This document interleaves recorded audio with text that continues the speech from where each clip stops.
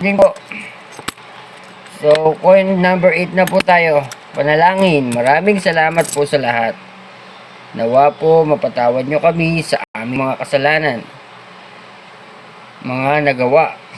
Sa isip, salita, sa gawa, sa espiritu, at sa laman. Sa pangalan ni Jesus. So, ito po So, 5 po yung coins natin. 2 peso. 1983.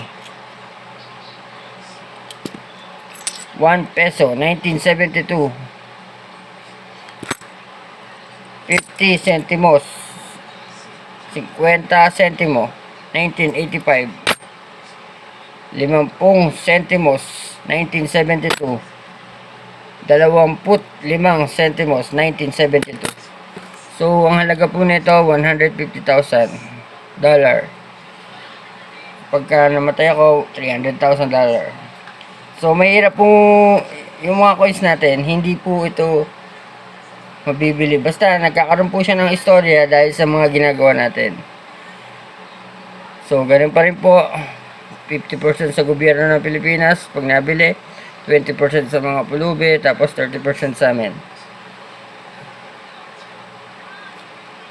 Tapos,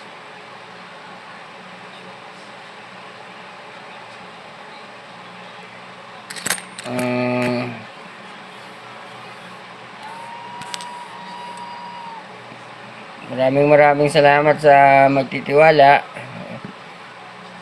Ito yung mga yung binebenta ko sa coins na to. Yung talagang mga collector lang. Tapos maraming katulad tong coins ko Halos ito 20 pesos lang mabibili mo na sa amin sa ibang lugar Yun nga lang, nagkakaroon to ng istorya dahil sa ginagawa ko sa panalangin. Tapos so, sa buong coins, kahit na hindi matatandang coins to, nagkakaroon ng istorya dahil sa ginagawa natin. Kaya, yun ang nagiging value nito. Tapos, yung mga sulat ko, alam niyo po, napakahirap. Hirap na hirap ako magsulat. Kaya, yung mga sulat ko na to, pirma ko na to, yan. Para sa akin, napaka-importante. Rare to rare. Kasi nakita nyo naman parang kinalaig ng manok. Pero ginagawa ko to para magkaroon ng value yung coins talaga. Kahit na yung mga kasabayan nitong coins, yung sa iba tao, mura lang. Pero dahil nga sa ginagawa natin, nagkakaroon ng value to. Nagkakaroon ng istorya. At saka syempre, malay mo, kilalanin tayo bilang santo. Lalo na to magkakaroon ng value.